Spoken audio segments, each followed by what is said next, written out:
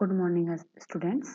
Income tax paper के chapter income from house property की lecture की सीरीज में हम देख रहे थे कि कुछ अदर प्रोविजंस के बारे में देख रहे थे कि अगर ऐसे कुछ सिचुएशन आती है तो किस तरीके से टैक्स कैलकुलेट किया जाएगा इनकम के ऊपर, जिसमें हमने देखा था कि अगर हमारी एसएससी की हाउस प्रॉपर्टी पूरे वर्ष पर्यंत वैकेंट रहती है तो उस केस में हम क्या करेंगे।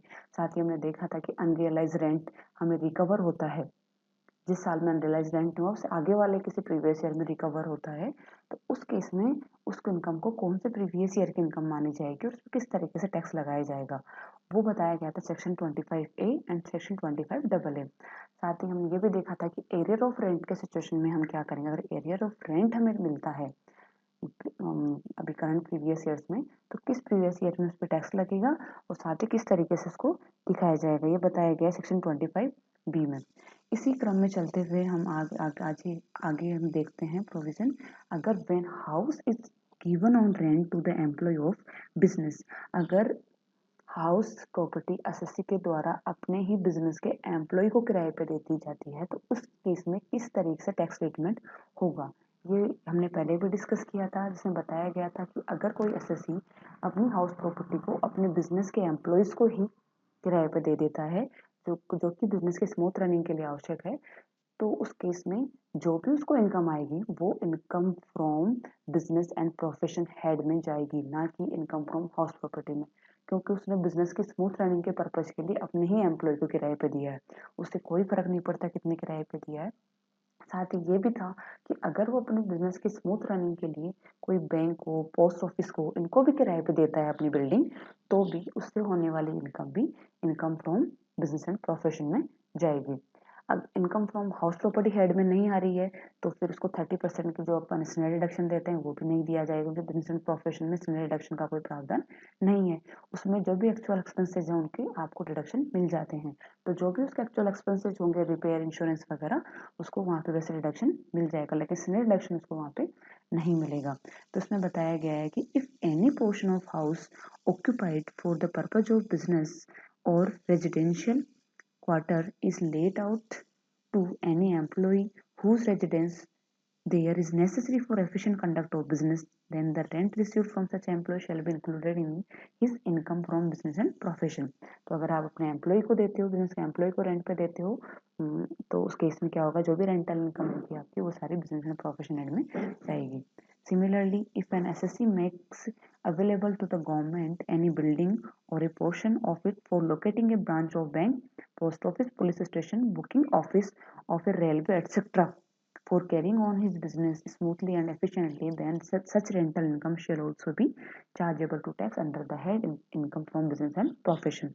तो अगर आप bank, post office, police station वगैरह को भी बिजनेस की स्मूथ रनिंग के लिए किराए पे देते हो तो भी उससे होने वाली रेंटल इनकम जाएगी income from business and profession. ठीक है, तो अगर आप एम्प्लॉय को देते हो, अगर बिजनेस के पर्पज के लिए आप bank, police station, post office वगैरह को भी देते हो, तो ऐसी बिजनेस, ऐसी प्रोमाइसिस से, ऐसी हाउस प्रॉपर्टी से होने वाली income income from business and profession में जाएगी, इनकम फ्रॉम हाउस प्रॉपर्टी में नहीं आएगी, ये आपको ध्यान रखना है। और साथ ही एक्सपेंसेस रिलेटेड मैंने बता दिया, बिजनेस एंड प्रोफेशन हेड में डिडक्शन नहीं मिलता है, तो एक्चुअल जो एक्सपेंसेस होते हैं उनका आपको डिडक्शन दे दिया जाता है। नेक्स्ट आता है grossing up of rent receive. कई बार क्या होता है, जब एसएससी को रेंट रिसीव होता है तो उसमें टीडीएस काट लिया जाता है रेंट पेयर के द्वारा। मान लीजिए वो एसएससी ए, उसने मुझे किराए पे दिया है कोई अपनी हाउस प्रॉपर्टी, अब किराए पे दिया है तो अब किराया मेरा साल भर का 1,80,000 से ज़्यादा हो रहा है, तो उसमें इनकम टैक्स का प्रोविजन ये कहते हैं, अगर आपका किराया 1,80,000 से ज़्यादा हो रहा है तो आपके लिए 10% टीडीएस काटना जरूरी है। अब टीडीएस क्या होता है, टैक्स डिडक्टेड एट सोर्स, उद्गम स्थान पर कर की कटौती। इस केस में क्या होता है, जब भी कुछ कुछ प्रोविजंस है, कुछ सेक्शन इसके लिए अलग से हैं, वो हम आगे बहुत डिटेल में डिस्कस करेंगे।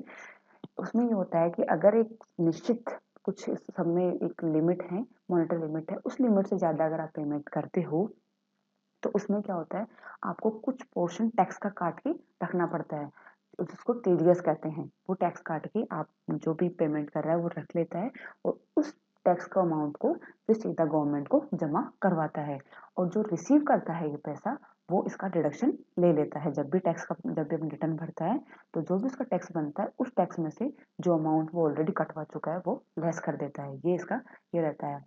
तो रेंटल के केस में क्या होता है, अगर मैं 1,80,000 से ज़्यादा पेमेंट करती हूँ तो मैं उस पर 10% टीडीएस काट के पेमेंट करूँगी। तो अगर मेरा 2 लाख का रेंट बन रहा है साल भर का, तो मैं उसके ऊपर 10% 20,000 का रेंट काट लूँगी, उसको 1,80,000 का ही पेमेंट करूँगी। अब उसको रिसीव तो 1,80,000 हो रहे हैं, लेकिन उसको रिसीवेबल कितने थे, 2 लाख थे, तो उसको 2 लाख ही रेंटल इनकम के तौर पे दिखाने पड़ेंगे। ये जो 20,000 कटे हैं वो उसको आगे जब टैक्स कंप्यूट करेगा वहां उसको लेस कर दिए जाएंगे, लेकिन यहाँ पे उसको पूरे 2 लाख दिखाने पड़ेंगे। अब इसको ग्रोसिंग अप कैसे किया हमने, मिला मुझे कितना, उसको एक को मिला कितना, 1,80,000। 1,80,000 है 90% के लिए, तो 100% के लिए कितना हो गया, 1,80,000 डिवाइडेड बाय 90 इंटू 100 करके इसको क्रॉसिंग अप कर लेंगे तो 2 लाख आ जाएगा, और 2 लाख ही हाउस प्रॉपर्टी हेड में दिखाया जाएगा। अब इस केस में भी सिचुएशन अलग अलग आती है। अगर कंपनी या पार्टनरशिप फर्म पेमेंट कर रही है तो जैसे ही रेंट 1,80,000 से एक्सीड कर जाएगा तो उसको टीडीएस काटना जरूरी है, वो टीडीएस काट के ही पेमेंट करेगी। अगर आपने किराए पे किसी कंपनी को दे रखा है, किसी फर्म को दे रखा है, और अगर किराया 1,80,000 से ज़्यादा हो रहा है तो उस केस में वो फर्म, वो कंपनी उसके ऊपर 10% टीडीएस काटेगी, उसके बाद ही पेमेंट करेगी। और अगर किसी इंडिविजुअल को किराए पे दे रखा है या एचयूएफ को, इंडिविजुअल क्या होता है, एचयूएफ क्या होता है, ये हम शुरू के लेक्चर में बहुत अच्छे से बताया है मैंने। तो अगर किसी व्यक्ति को या हिंदू अविभाजित परिवार को आपने हाउस प्रॉपर्टी किराए पे दी है, तो उस केस में क्या होगा, अगर आपका रेंट 1,80,000 से एक्सीड कर जाता है तो इंडिविजुअल और एचयूएफ तब ही उस पर टीडीएस काटेंगे। टीडीएस काटना उनके लिए जरूरी है, तब काटना जरूरी है जब वो उनके जो भी बुक्स ऑफ अकाउंट वो मेंटेन कर रहे हैं उनके ऊपर ऑडिट होना जरूरी हो, तब उसके लिए काटना जरूरी है टीडीएस, अदरवाइज उसके टीडीएस काटना जरूरी नहीं है।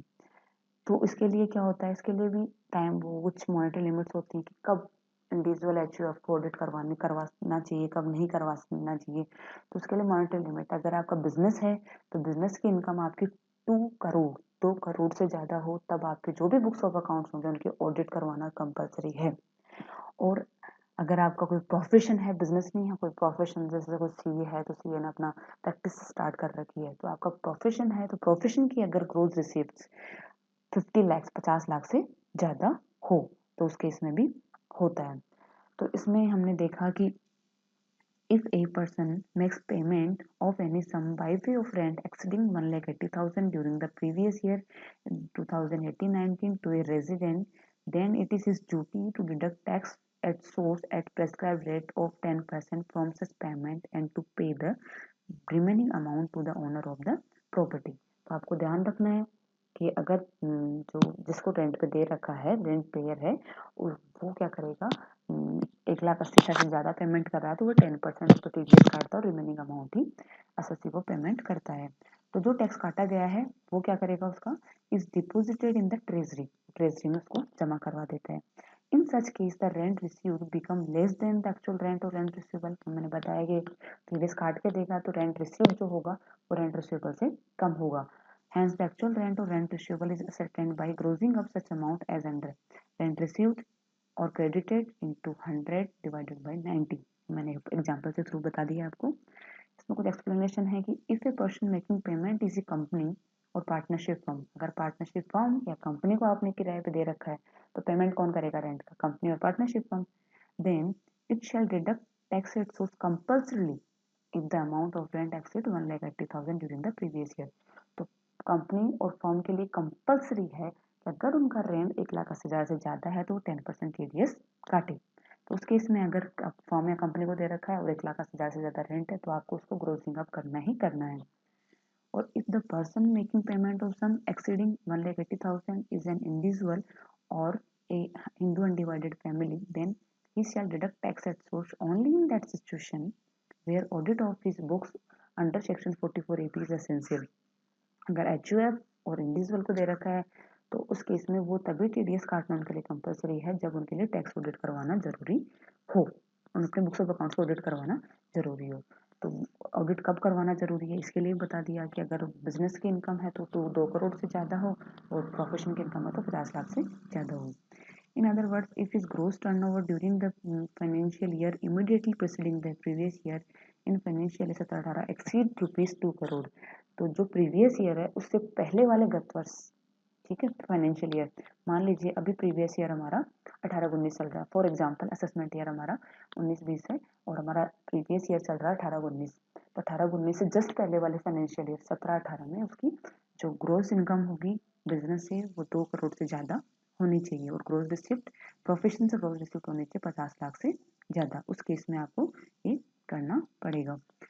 अब इसमें नेक्स्ट आता है कि अगर आपके इसमें सर्विस टैक्स भी इंक्लूड हो, सर्विस टैक्स पर टीडीएस नहीं काटा जाता है, ये आपको ध्यान रखना है कि सर्विस टैक्स पर टीडीएस नहीं कटेगा, तो आपको ग्रोसिंग अप उसी अकॉर्डिंग आपको अमाउंट को करना पड़ेगा। तो हमने देखा कि अगर हमें रेंट मिलता है और रेंट में अगर कोई टीडीएस काटा हुआ है तो उस टीडीएस काटे हुए को हमें वापस उसमें इंक्लूड करना है और किस तरीके से करना है, कितना पोर्शन कटा है उसके अकॉर्डिंग आपको उसको ग्रोसिंग अप करना है। तो आपको ये भी ध्यान रखना है कि यदि किराए की आय में कोई सेवा कर भी जोड़ा जाए तो ऐसे जोड़े गए सेवा कर पर उद्यमी स्थान पर कर की कटौती नहीं होगी, तो उस पोर्शन को आप क्लोजिंग अप भी नहीं करना होगा। अब इससे नेक्स्ट अपन चलते हैं कि एक प्रोविजन और रह जाता है, एक्सप्रेशन हमारी और रह जाती है, वो है कि अगर 2 or more than 2 co owner of any house property, तो ये बताया गया section 26 of the income tax in 1961, where the property is owned jointly by 2 or more persons, then their respective shares are defined and ascertained. They also not be assessed as an association of a person in respect of such property, but they shall be assessed individually on their share in the income from the property according to provision of section 22 से 25। अगर कोई house property के को owner संयुक्त स्वामित्व है अगर मकान संपत्ति पर, तो उस केस में क्या होगा, उनको उसकी क्या नाम इनकम कैलकुलेट कर ली जाएगी और उनका जितना शेयर है उसके अकॉर्डिंग उनको बांट दिया जाएगा। तो अगर यदि किसी मकान संपत्ति के 2 या 2 से अधिक स्वामी हो तो मकान संपत्ति में प्रत्येक के स्वामित्व का भाग निश्चित हो तो संपूर्ण मकान संपत्ति की कर योग्य आय ज्ञात करके उसको विभिन्न स्वामियों में प्रत्येक स्वामित्व के अनुपात में बांट दिया जाता है। ये आपको ध्यान रखना है कि एसोसिएशन ऑफ पर्सन की तरह उसको ट्रीट नहीं करना है, जो भी उनकी ओनरशिप है उस रेशियो में उसके टैक्सेबल इनकम को बांट दिया जाएगा। But in case the house is used for own residence, खुद के रहने के लिए घर यूज किया जा रहा है, तो benefit of statutory exemption section 23(2) deemed annual value nil, annual value nil वाला जो आपको बेनिफिट मिलता है, क्योंकि सेल्फ ऑक्यूपाइड हाउस में क्या होता है एनुअल वैल्यू को नील माना जाता है, वो सबको सेपरेटली ये बेनिफिट दिया जाएगा। इसको हम छोटे से एग्जाम्पल के थ्रू भी समझने की कोशिश कर लेते हैं, समझ लेते हैं। तो इसमें एग्जाम्पल में हमें दे रखा है कि Sunny Deol and Bobby Deol having equal share are co-owner of a house property consisting of 4 identical units, 4 घर हैं उसके पास, उन दोनों के पास में। Both of them occupied 1 unit for own residence and the other unit for let out. दोनों क्या करते हैं, एक घर उनका किराए पर दिया जाता है और एक घर में वो रहते हैं, दोनों जॉइंट ओनर हैं 4 प्रॉपर्टी के। लेट आउट और किराए पर दिया जाता है of ₹5,000 per month per unit. The municipal value of house is 2 lakhs। 2 lakhs municipal value, वो एक घर की दे रखी है तो 2 घर की क्या हो जाएगी हमारे 2 घर की दे रखी है, house is 2 lakh and the municipal taxes of ₹10% of such municipal value. 2 unit की है म्यूनसिपल वैल्यू, ये जो भी हाउस प्रॉपर्टी उनकी म्यूनसिपल वैल्यू दे रखी है 2 lakh and the municipal taxes are 10% of such municipal value which were paid during the year, मतलब ड्यूरिंग द ईयर पे कर दिए गए ओनर के द्वारा, इसका डिडक्शन मिल जाएगा। अदर एक्सपेंसेस दे रखे हैं, रिपेयर एक्सपेंसेस, इसका कोई मतलब नहीं, कोई डिडक्शन नहीं मिलेगा क्योंकि स्टैंडर्ड डिडक्शन मिल जाता है एनुअल वैल्यू का 30%। कलेक्शन एक्सपेंसेस नहीं मिलेगा, इंश्योरेंस प्रीमियम पेड इसका भी कोई डिडक्शन नहीं मिलेगा, रेंट ऑफ लैंड का भी कोई डिडक्शन नहीं मिलेगा। Interest on loan taken for house for the year 80,000, ये कह रहा है कि इंटरेस्ट ऑन लोन पेमेंट किया अपन ने 80,000, तो हम ये मानेंगे कि 80,000 सारी 4 यूनिट्स के लिए दोनों के द्वारा पेमेंट किया गया है। तो एक घर के हिसाब से देख लेंगे, हर घर के हिसाब से उन्होंने मान लीजिए 4 पार्ट में डिवाइड करेंगे तो हर घर पे उन्होंने 20,000 का पेमेंट करा है। Out of the let out unit, 1 unit remained vacant for 5 months during the previous year. Compute the income from house property for both person for the assessment year 19-20, दोनों के लिए निकालना है। तो इसमें किस तरीके से निकालेंगे, तो पहले हम लेट आउट वाली दोनों यूनिट की एक जगह निकाल लेंगे, जो भी इसकी नेट इनकम आएगी वो दोनों में बराबर बराबर बांट दी जाएगी क्योंकि दोनों बराबर ओनर हैं। वो सेल्फ ऑक्यूपाइड का नील वाला बेनिफिट दोनों को मिलेगा, तो दोनों के अलग अलग निकाल लेते सनी देओल बॉबी देओल की। म्यूनसिपल वैल्यू दे रखी है 2 lakh, 2 lakhs municipal value 2 lakh दे रखी है, वो कितने पूरे 4 हाउसेस की दे रखी है। अपने को जो भी फिगर्स दे रखे हैं वो चारों रेजिडेंशियल यूनिट के दे रखे हैं। तो 4 के दे रखे हैं तो 1 यूनिट का कितना हो गया 50,000, तो 2 यूनिट का हमारा म्युनिसिपल वैल्यू हो गई 1 लाख। और रेंटल वैल्यू के लिए बोला है 5,000 पर मंथ रेंट पे दिया जाता है, तो 12 का हो गया 60,000। और यूनिट्स दो अपनी रेजिडेंशियल यूनिट क्या दे रखी है, किराए पे दे रखी हैं, दो रखी हैं, तो हमारा हो जाएगा 1,20,000 रेंटल वैल्यू। जो दोनों में ज़्यादा होगा वो ले लिया जाएगा, 1,20,000 आ गया। इसमें से हमें डिडक्शन मिलेगा rent for vacancy period. Vacancy period के लिए बोला है कि हमारा एक यूनिट 5 महीने के लिए वैकेंट रही है, तो 5,000 इंटू 5 25,000 का डिडक्शन मिल जाएगा। फिर हमारे आ जाएगी gross annual value 95,000। Municipal taxes के लिए बोला है कि 10% पेड कर दिए हैं, तो 10% कितना हो जाएगा 1 लाख का 10,000 का इसका रिडक्शन मिल जाएगा। नेट एनुअल वैल्यू आ गया 85,000। नेट एनुअल वैल्यू में से रिडक्शन मिलता है 30% तो मिलता है स्टेचुरी डिडक्शन और बाकी का मिलता है इंटरेस्ट ऑन लोन पे डिडक्शन। तो इसका 30% हो गया 25,500 और इंटरेस्ट ऑन लोन का हो गया 40,000। कैसे हो गया, क्योंकि 80,000 इंटरेस्ट ऑन लोन 4 यूनिट्स के ऊपर है, तो हर यूनिट्स का 20,000 इंटरेस्ट मान लिया जाएगा, तो इसका 2 यूनिट्स का हो गया 40,000। नेट इनकम हमने देखी आ गई हमारी 19,500। अब 19,500 आई है, उनको दोनों में आधा आधा बांट दिया जाएगा, यहाँ 9750 9750। सेल्फ ऑक्यूपाइड हाउस की नेट एनुअल वैल्यू नील होती है, उसमें से स्टैट्यूटरी डिडक्शन आपको मिलता नहीं है, म्यूनसिपल टैक्सेस का डिडक्शन भी नहीं मिलता है, ये आपको पहले बहुत डिटेल में बता दिया है। इंटरेस्ट ऑन लोन 20,000 दोनों को मिल जाएगा, ये अलग हो जाएंगे। तो उनकी जो इनकम आएगी ये तो नेगेटिव में जाएगी, ये पॉजिटिव में, तो नेट जो इनकम आ रही है वो नेगेटिव में 10,050 जा रहा है। तो इस तरीके से आपको देखना है कि अगर को ओनर होते हैं तो किस तरीके से हम कंप्यूट कर सकते हैं। तो अगर लेट आउट है तो पहले लेट आउट जो भी हाउस प्रॉपर्टी उसकी नेट टैक्सेबल इनकम कैलकुलेट कर दी जाएगी और उनके ओनरशिप के शेयर के हिसाब से उनमें बांट दी जाएगी। और सेल्फ ऑक्यूपाइड के केस में उन सबको जितने भी को ओनर है उन सबको नेट एनुअल वैल्यू नील वाला बेनिफिट सबको अलग अलग मिलेगा और इंटरेस्ट ऑन लोन का भी डिडक्शन सबको अलग अलग मिलेगा।